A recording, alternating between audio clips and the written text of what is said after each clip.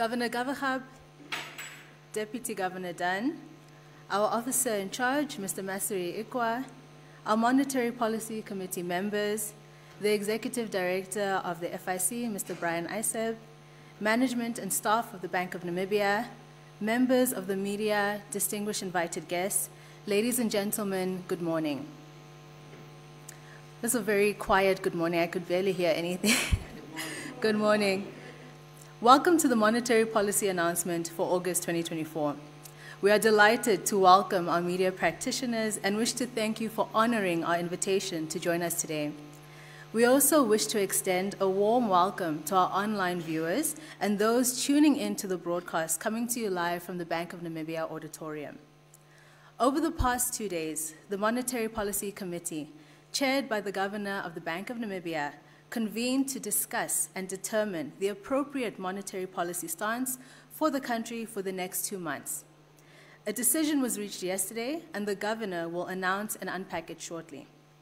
This morning, in addition to delivering the monetary policy statement, the chairperson of the MPC, the Governor of the Bank of Namibia, will give a brief presentation to provide a further in-depth analysis of the decision that was made by the committee and elaborate on the key factors that influenced it. Thereafter, we will then open the floor to questions from the media practitioners in the room. Those will be the proceedings for the morning. Once again, welcome. My name is Nafiku Hamunime. I work for the bank's Strategic Communications Department. With those introductions out of the way, let me now welcome the Governor of the Bank of Namibia, Mr. Johannes Gavahab, to deliver the monetary policy announcement. Governor, the floor is yours.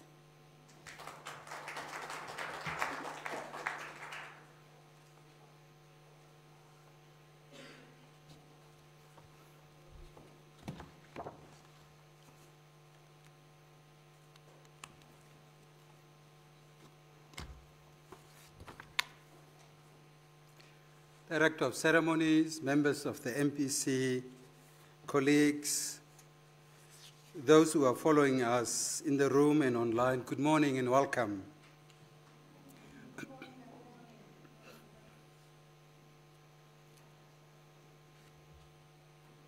We decided to reduce the Repo rate by 25 basis points to 7.5%.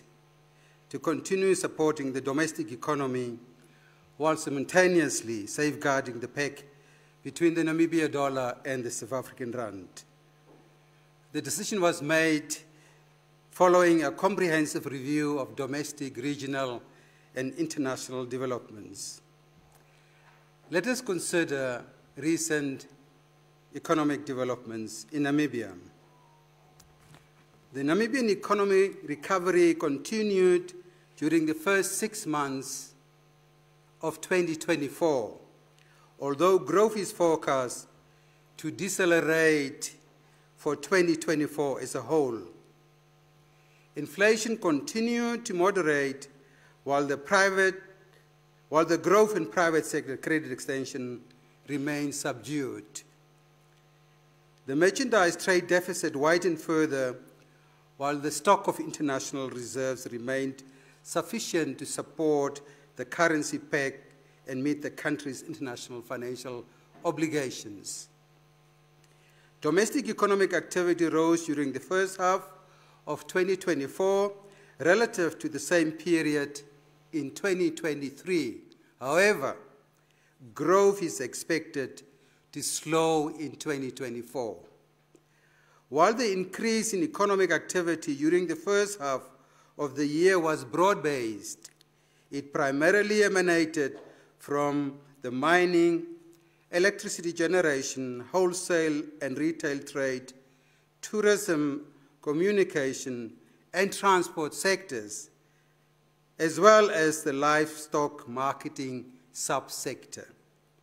Looking ahead, growth in Namibia's real gross domestic product is projected to decelerate to 3.1% in 2024, from 4.2% in 2023.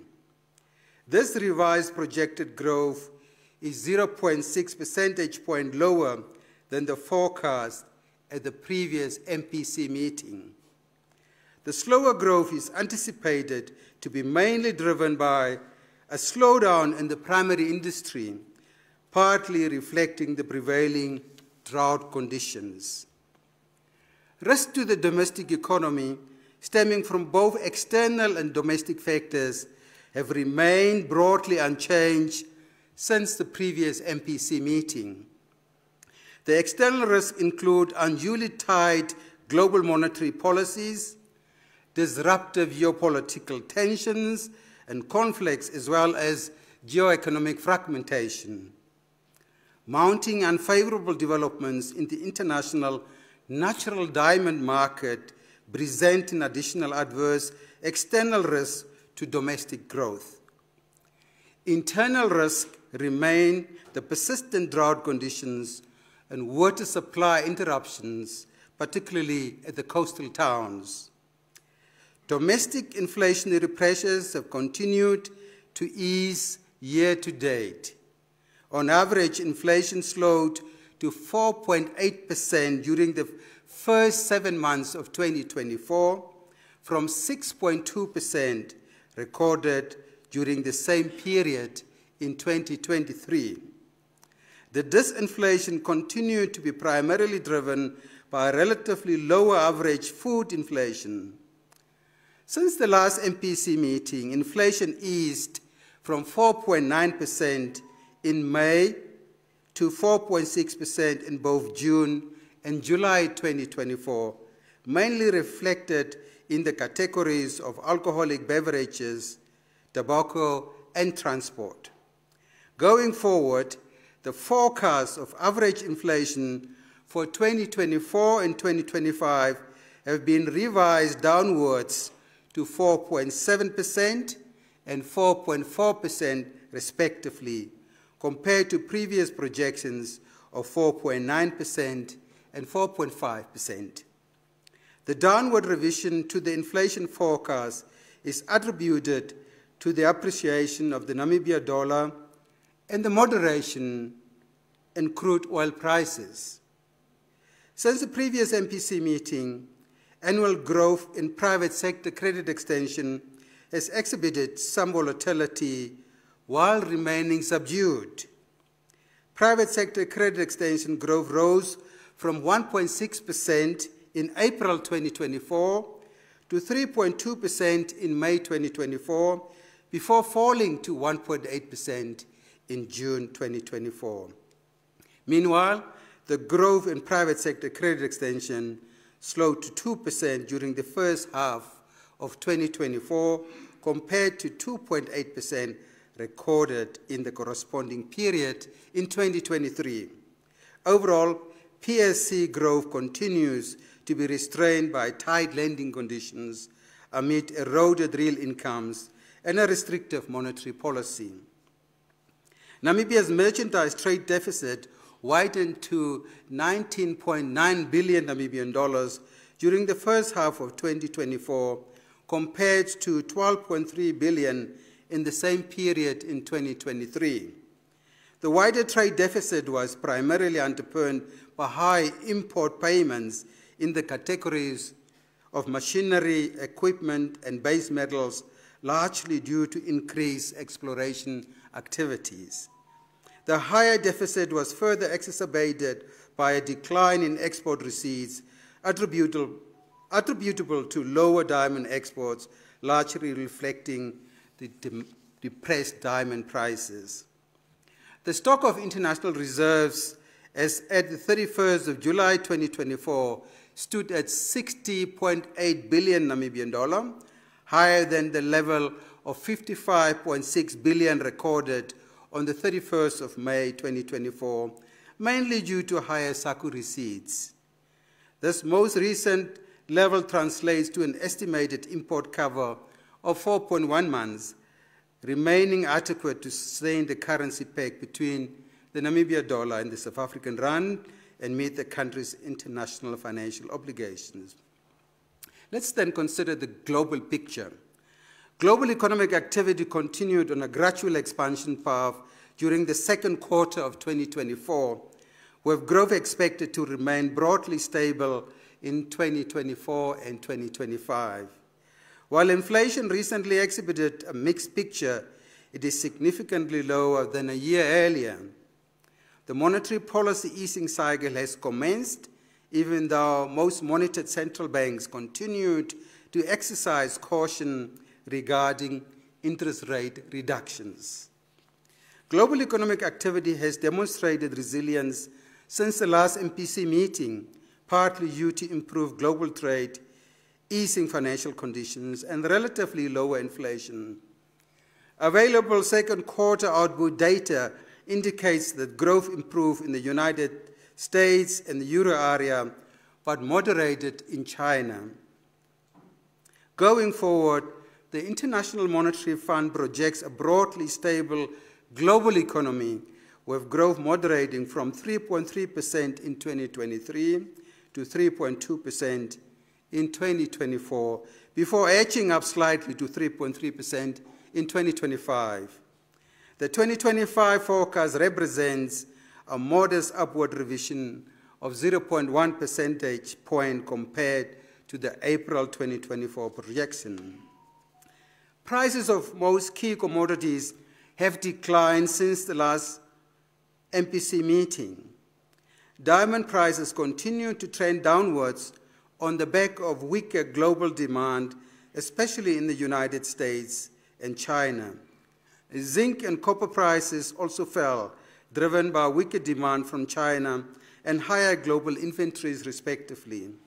Likewise, the uranium spot price has fallen from its peak at the beginning of 2024, but remains elevated due to the global commitment towards cleaner, safer, and more secure energy sources.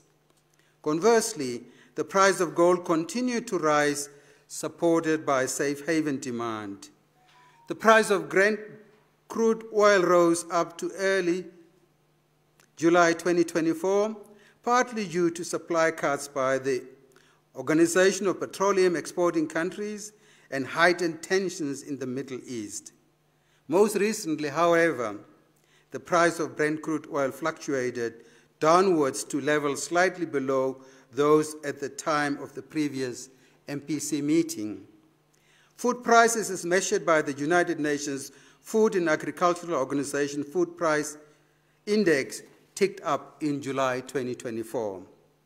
Underpinned by robust demand for meat and seasonal supply shortages of milk and sugar.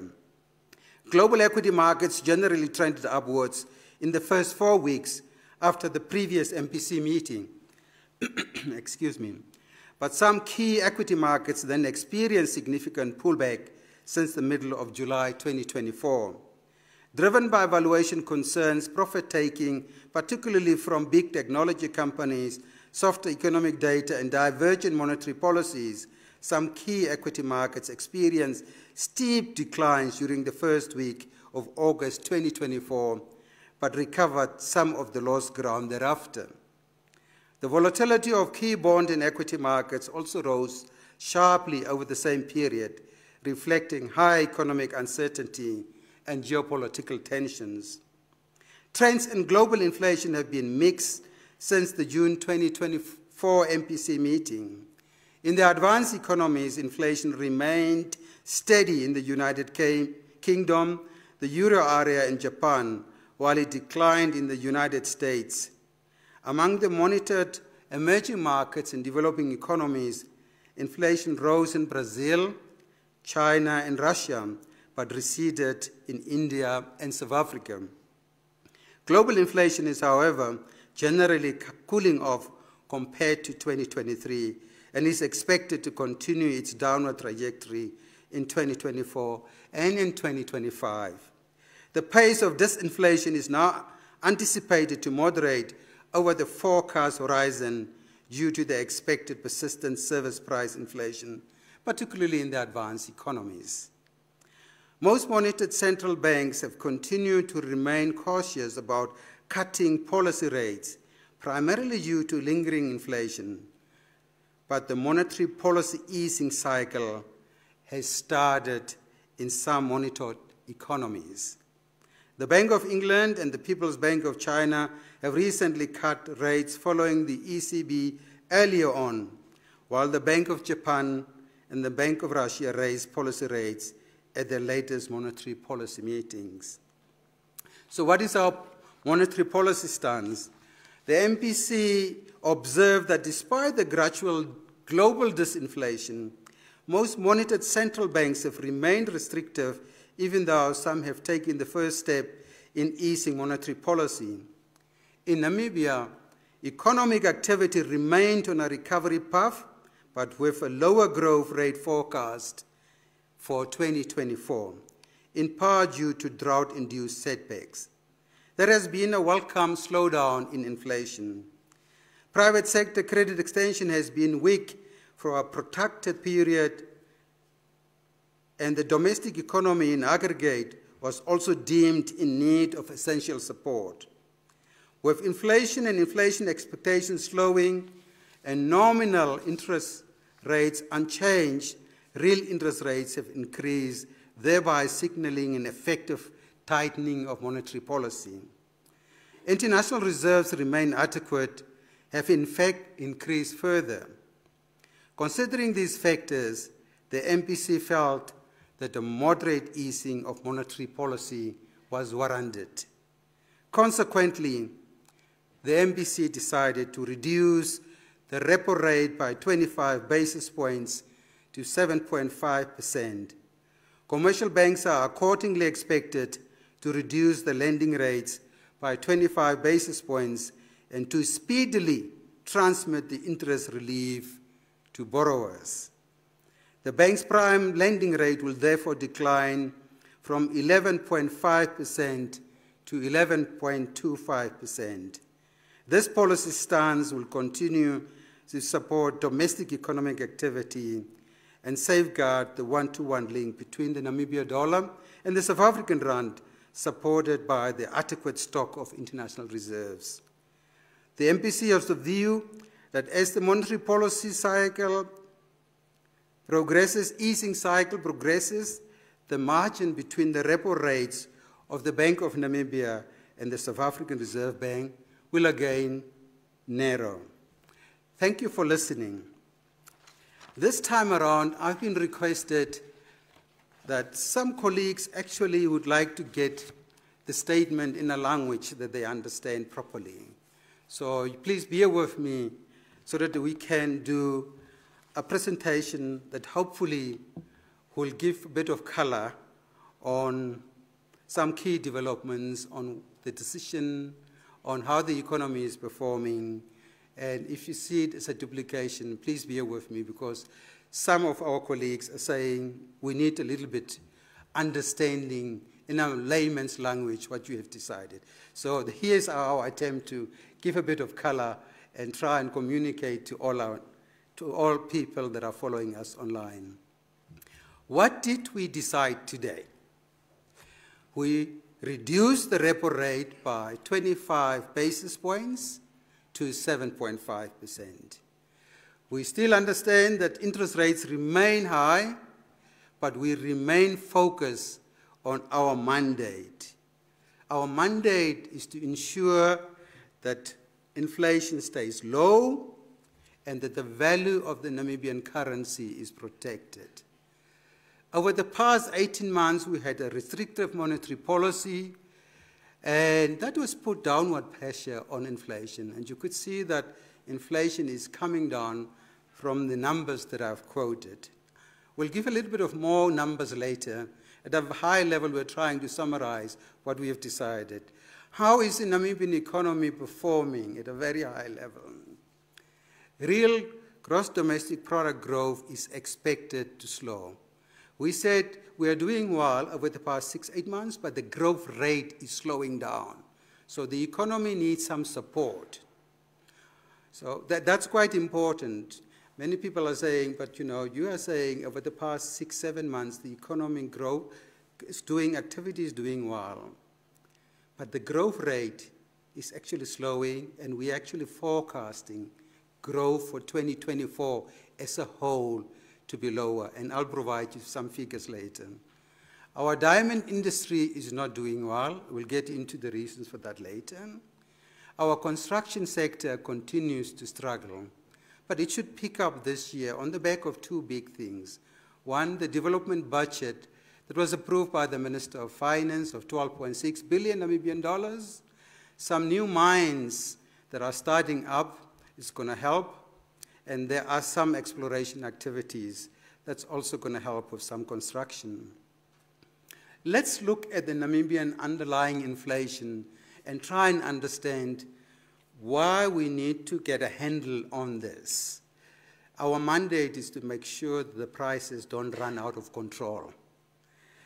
So domestic annual inflation remains steady at 4.6% in July 2024 and in June 2024. So it was in June 24, 4.6, and in July it was also the same figure.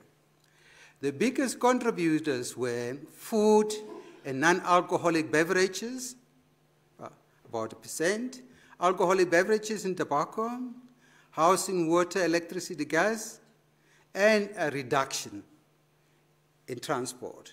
So that has contributed to bringing the inflation down. If you look at the goods inflation, it slowed to 5.3% in July from 5.8% in June 2024. While services inflation rose to 3.4% in July from 2.9% in June. Most categories in the inflation basket remain stable and edge downwards. Food is the one we've seen the big contributors. Transport is coming down, food is going up, but overall inflation is coming down. So what do we forecast inflation to be over the next 3 months? We said in July it will be 4.6%. We believe that it's going to slightly edge up in August to 4.7%, in September 4.6%, in October this year it will come down to 4.5%. So if we look at baseline estimates about what inflation will be doing in 2024 and 2025, the forecast is an average inflation of 4.7% in 2024 and 4.4% in 2025. 4.7% on average in 2024 and 4.4% in 2025. We also realize that loans are still expensive. Many people are saying that the Bank of Namibia, do you realize that interest rates remain, it's still expensive. High interest rates mean loans are relatively expensive, but it's becoming easier with today's decision. It's not there entirely, but Namibians have been used to interest rates of around 3 to 6%, and you know what we have got now, it's numbers that are beyond what most of our colleagues expected. And that's the first time that interest rates are reduced since mid-2022. Let's look at real sector developments. So what do we think is going to happen to the Namibian economy in 2024? We believe it's going to slow down to 3.1% before it's picking up in 2025 to about 3.9%. Why is it going to slow down, and why does the economy need some support? It will be driven by slow global demand. We've got drought in the country, and we see that our diamond industry is struggling because of global consumer demand. So if you look at what are the risks to the growth to our economy, you'll see that there are both domestic factors and there are external factors.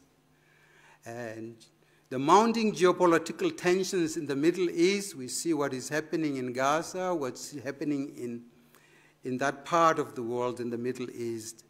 It could lead to some supply chain challenges. It could have higher shipping, higher freight cost. The subdued property sector in China also poses a major risk to global and domestic growth because China is importing commodities from countries like Namibia. So if the economy in China is not doing well, clearly we'll have challenges with growth in the Namibian economy. We have got depressed diamond prices and increased pressure from synthetic of lab-grown diamonds. We've got drought, we've got water supply constraints in coastal towns in our country. Those will have an impact on growth in our country. That's why we are projecting growth of 3.1% in 2024, and it's going to pick up to around 3.9% in 2025. Let's just give you the highlights. Obviously, there is a lot of information behind this. But if you look at domestic economic activity slowed and increased in the first half of 2020, showed an increase in the first half of 2024 compared to 2023. And it's quite important. But for the entire 2024, we forecast it's going to come down. Inflation slowed to an average of 4.8% during the first 7 months of 2024 compared to 6.2%. So you can see that it came down from the 6.2% we had in the first 7 months of last year to 4.8% for the 7 months of this year. If you look at the credit markets, credit extension remained weak during the first half of 2024, driven by lower demand and net repayments by businesses. If you look at our external sector, the merchandise trade account that has deteriorated further during the first half of 2024, while our foreign reserves stood at about 60.8 billion at the end of July 2024.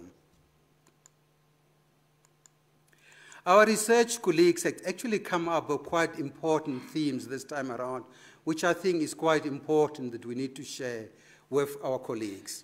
They said, when deciding on monetary policy, MPC members think about the dreaded Ds.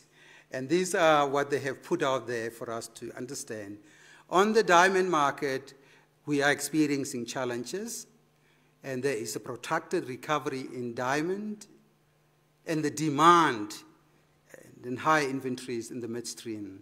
The two biggest markets for diamonds, the US and China, and the demand from those markets for diamonds are actually quite subdued at this stage. We have got high inventories, so it will affect production. Do you go and produce, or do you rather preserve cash? So diamond production will be affected.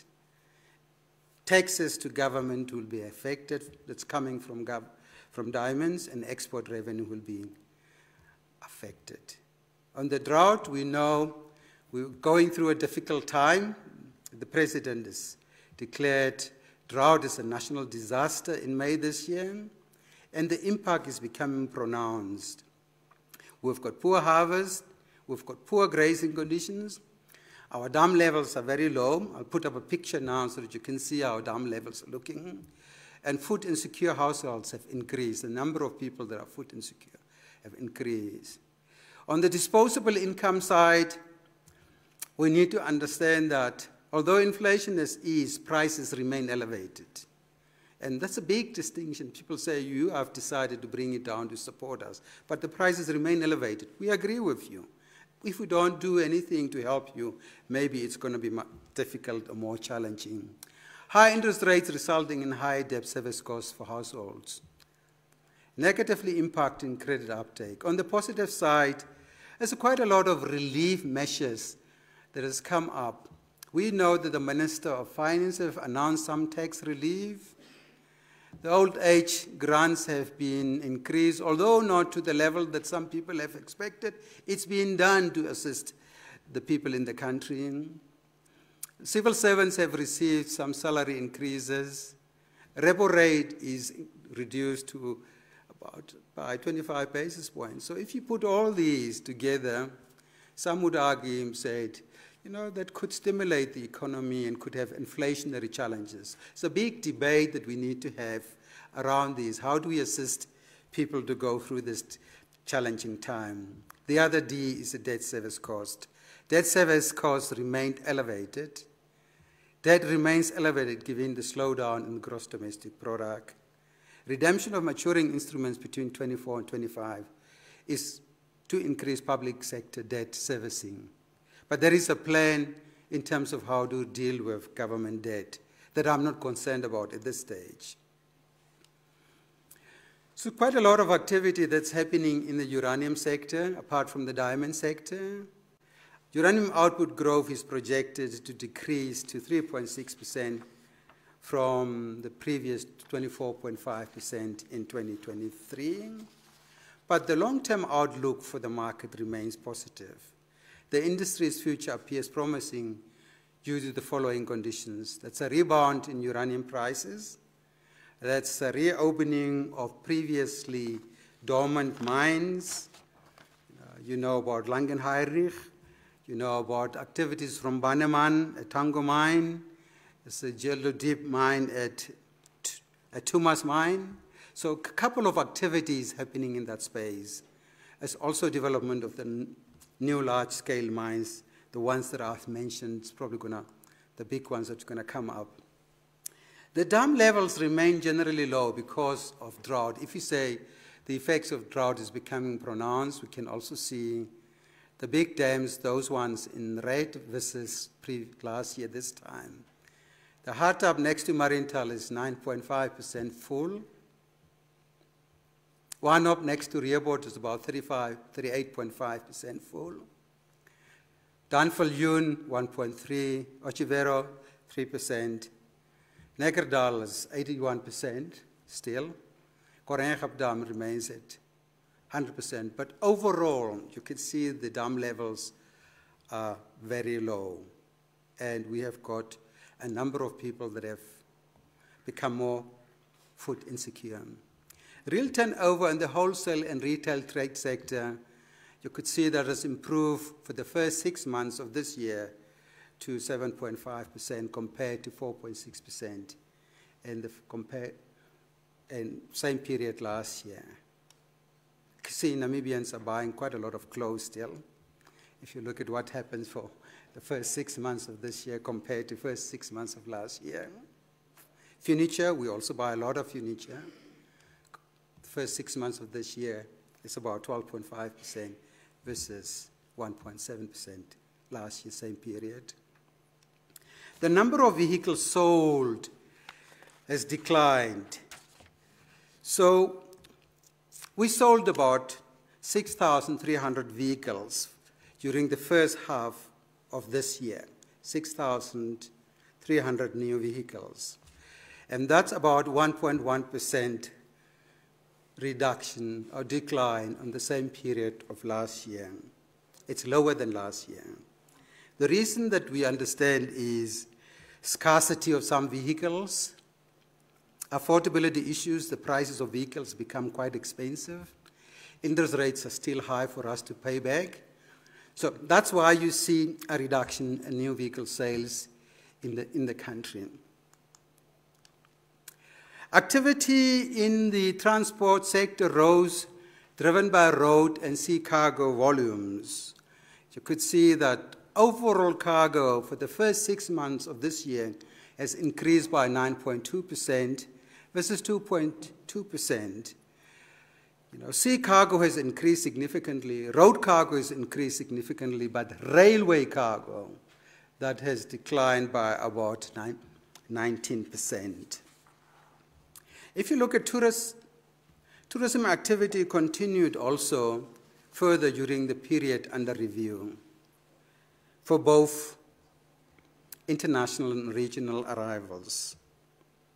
It has increased by about 16.8% for the first 6 months of this year. If you compare it to the pre-COVID period, it's still below the pre-COVID levels. We have got some room. We can get more tourists to visit our country, both from the region and from the rest of the world. The occupancy rates increased marginally from about 44%, slightly from 44% to about 48%, for the first 6 months of this year compared to the last 6 months. It's a big disappointment is really credit extension, private, is slow and is subdued, as you can see. It was in April 1.6, now in June it's 1.8. Last year, June, it was 3 in terms of growth. So private sector credit extension is not where it should be. It's really slow. It's volatile and it's slow. In terms of the reserves that we have got for our financial obligations, you could see it remains adequate. As you have seen, we've seen a figure of about 60 billion at the end of July. In terms of import cover, in terms of the statement, I said it's 4.1 months import cover. If you exclude the exploration activities, you get to about 4.8, 4.9. It's in the statement. Right. So in conclusion, I've got the domestic economy grew further during the first month because of increased economic activity in most sectors, but the growth is slowing down and it's estimated 3.1% in 2024 due to the expected slower growth in the primary industry. Inflation continues to slow and is expected to average 4.7% in 2024 and 4.4% in 2025. Growth in private sector credit remained weak due to lower demand for credit given elevated interest rates. The merchandise trade deficit weakened during the first half of 2024, while the stock of international reserves rose and remained adequate to support the peg. I hope that provides a bit of color, and we are happy to take your questions. Thank you very much, Governor. Can we please give the Governor a big round of applause? So with that, we will now open the floor for questions.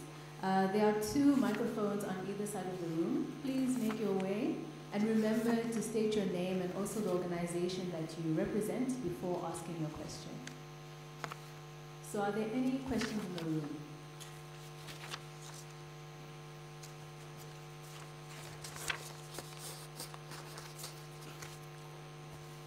Good morning, Governor.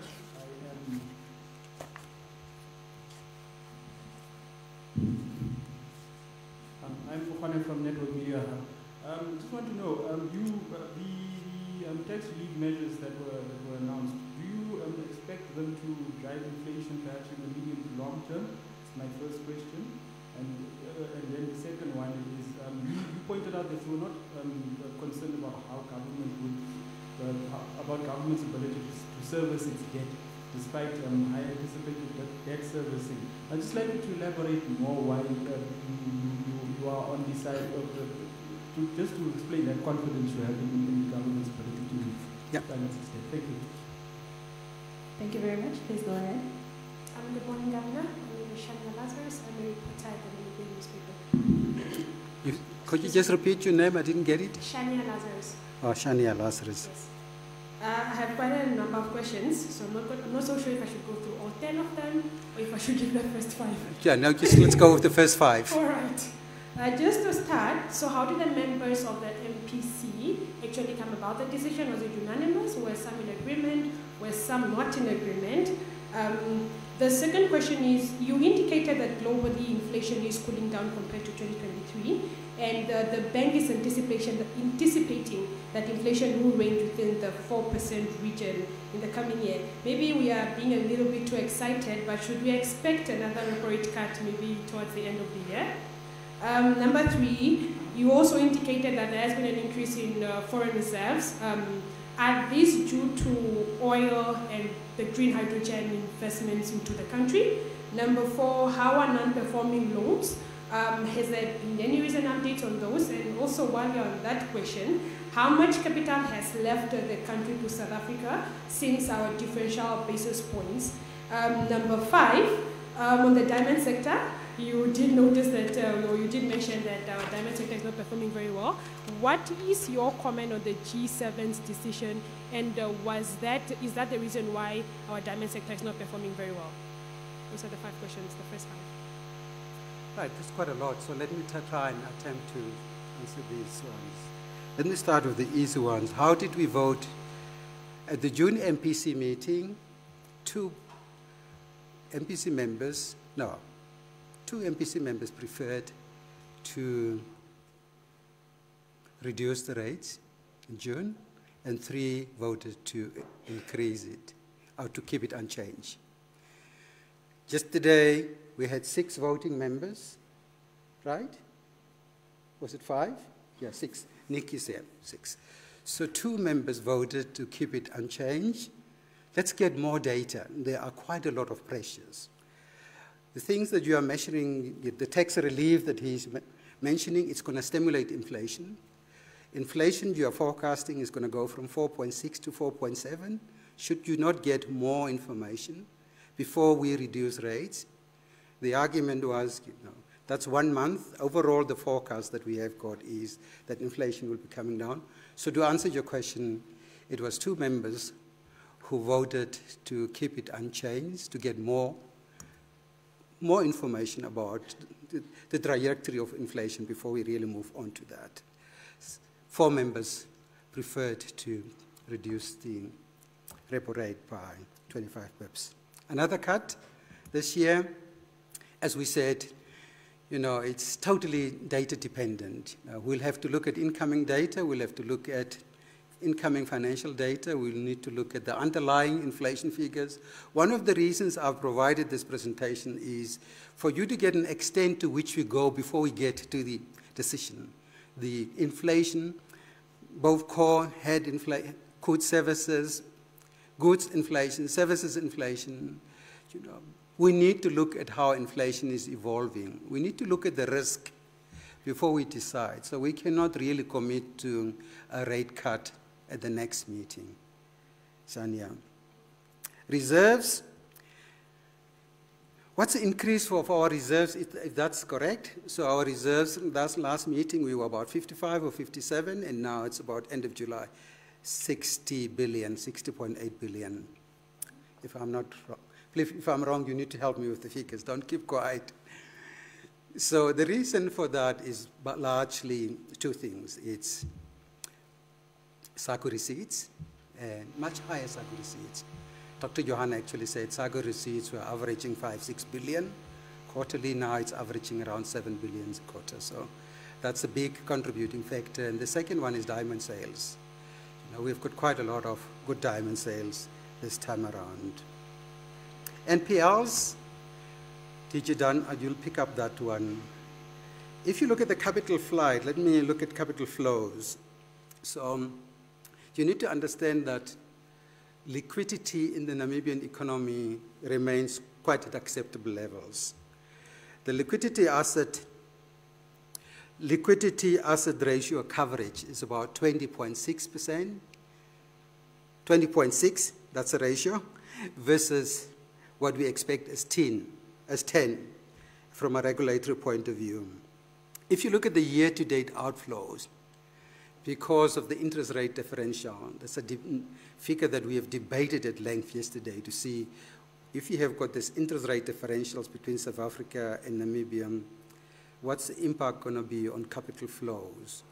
So for the first 7-8 months of this year, from January to August, we had a year-to-date outflow of 14.2 billion. Last year, the same time, we had 10.6 billion outflow. So that's roughly an increase of 3.6 billion in terms of outflows, net outflows. So 3.6 billion, that's the difference, delta between the 14.2 and 10.6. Right, so when we further analyze that 3.6 billion, is it people that are chasing better yields in South Africa?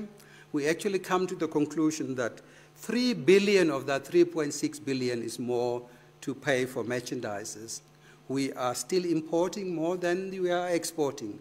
So it was very much Steel drilling pipes, oil used by drilling companies. That's why we have said equipment, machinery. That's the reason. So it's not for people that are trying to chase the high interest rates in South Africa. The 600 million we still need to unpack, but 3 billion of that 3.6 billion is very much trade related. So hopefully you can come back if you want to, but that's your questions. Then we have got a question around government debt. So let's try and understand the government debt properly. We have got a total debt in this country of 157 billion, 157 billion Namibian dollars. That's about 67.4% of gross domestic product. That's the figure at the end of June 2024.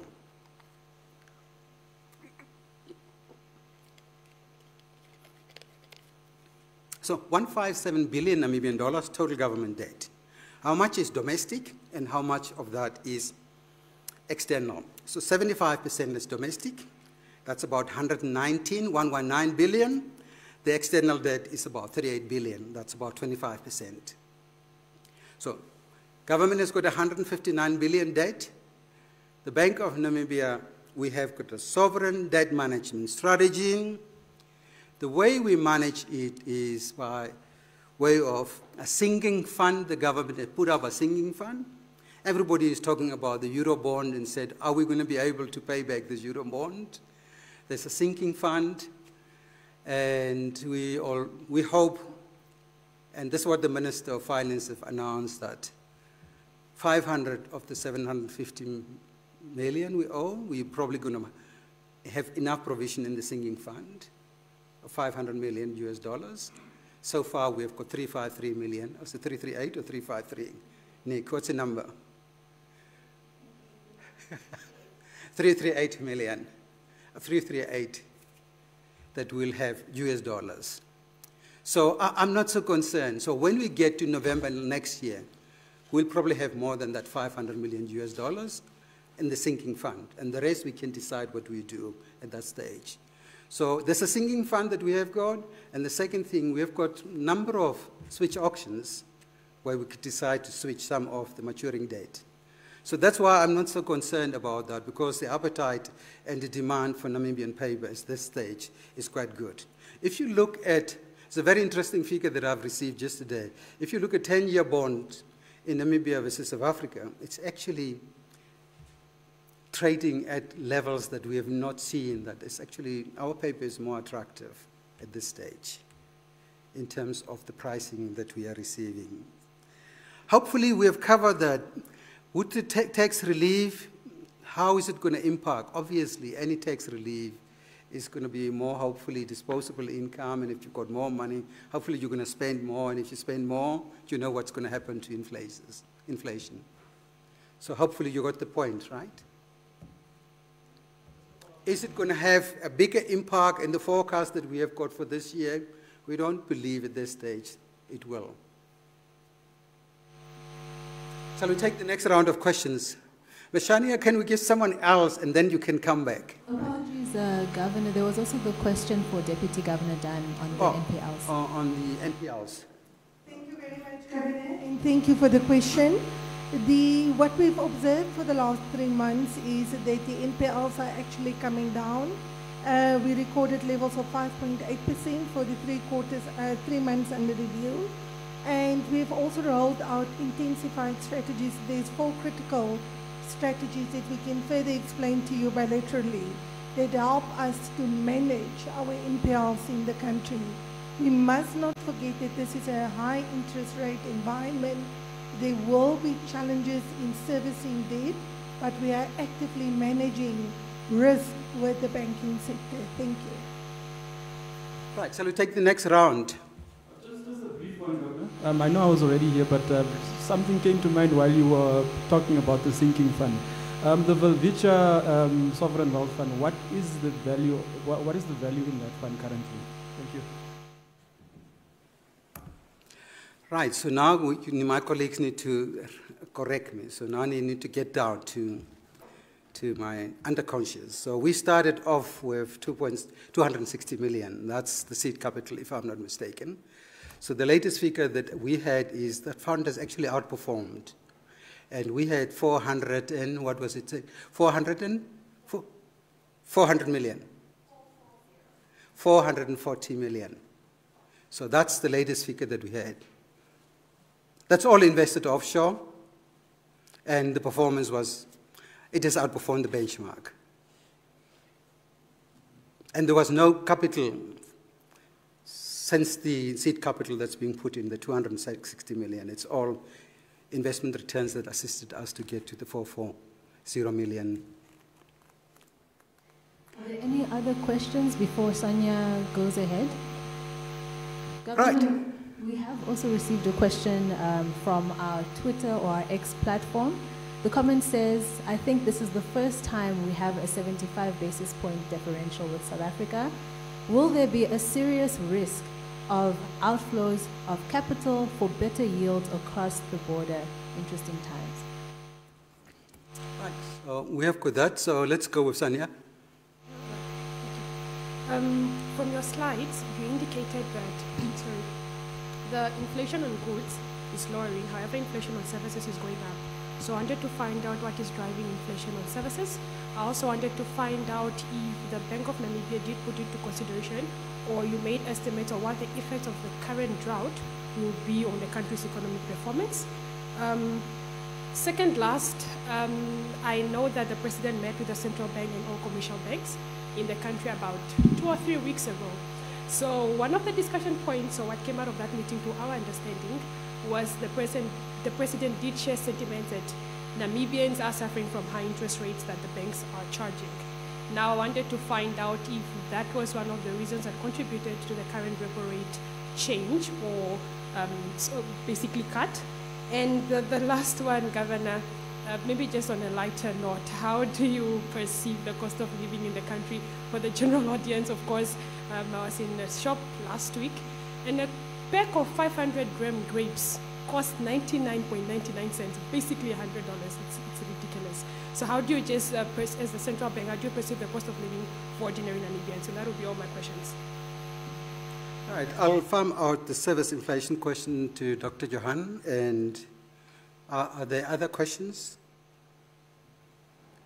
There was a question on, there was a question About the interest rate differential. I'll take that, and I'll take the lighter note question as well, right?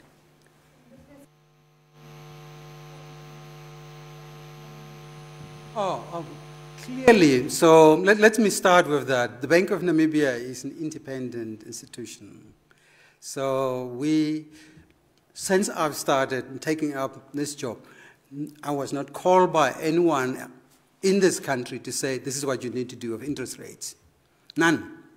So this is a totally autonomous decision by the Monetary Policy Committee of the Bank of Namibia. And we can justify that. Hopefully you've seen the figures. That's why I've gone this time and provide you with the information why we have taken this decision, that we were not influenced at all by the president. Our mandate is to take monetary policy decisions without any fear, favor, and that's what we are doing. And no one has called us, or no one has called me as the governor of the Bank of Namibia and said, this is what you should be doing with interest rates. First time that we have got a differential of 75 bips between Namibia and South Africa. We've got short memories. So in 2008, the differential was up to 1.5%. And we haven't seen the outflow that people were expecting. So if we just go back, this is not the first time. This is another time episode that we have got. And it's done for very good reasons, and hopefully I'll summarize that at the end of this meeting, if you have missed that one. So we are also saying that, we have entered monetary policy easing cycle. Most central banks will probably ease. Later today, we'll get results on what's happening in the US with the inflation figures. September, South African Reserve Bank will probably take a decision, and we'll see that it's public information that at the last South African Reserve Bank MPC meeting, the decision was 2 to 3, if I'm not mistaken. 2 members said we need to reduce, and 3 members decided to keep it unchanged. So with the easing cycle that we are entering, the differential between us and the South African Reserve Bank will narrow. I've got no doubt about that. Dr. Johan, do you want to take the services inflation, and then I can respond to the cost of living question.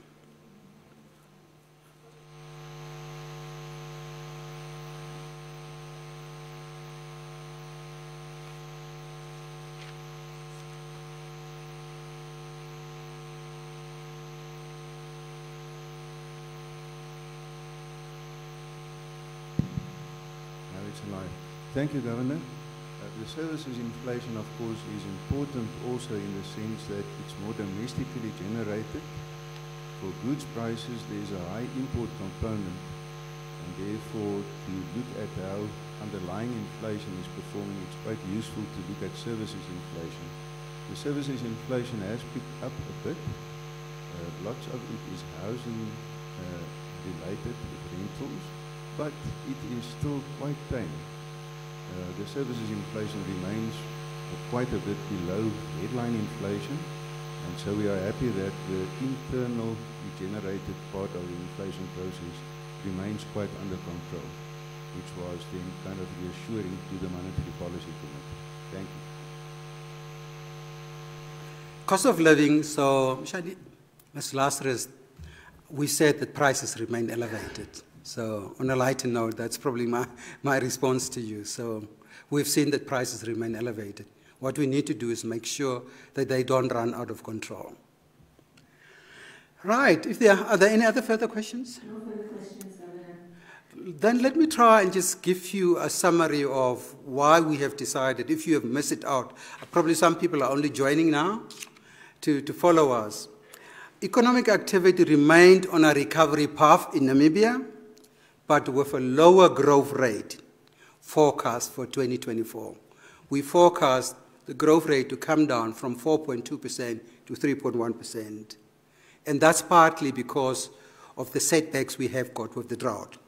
Secondly, there has been a welcome slowdown in the Namibian inflation, as I've explained. And we forecast inflation to average 4.7% this year. Is it 4.7? At 4.4% next year. Private sector credit extension has been very weak in our country. And with inflation and inflation expectations slowing and nominal interest rates unchanged, real interest rates have increased, signaling an effective tightening of monetary policy. Our international reserves at 60 billion Namibia dollar are adequate to meet our international financial obligations. We felt it's now time to ease monetary policy, and for that reason we've decided to reduce the repo rate by 25 basis points. Thank you. Thank you very much, Governor. Please, let's give the Governor and the MPC a round of applause.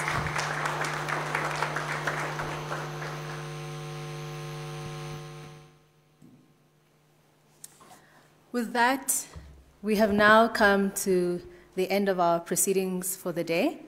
I hope that we all have a deeper understanding of the decision that was taken, especially given the MPC's efforts this morning to really unpack the factors that really influenced the decision that was announced this morning. From all of us at the Bank of Namibia, we sincerely appreciate your attendance and your participation. Thank you very much for the questions we were able to go through this morning. For those of you in the room, let us continue the conversation outside. Until next time, goodbye. Thank you.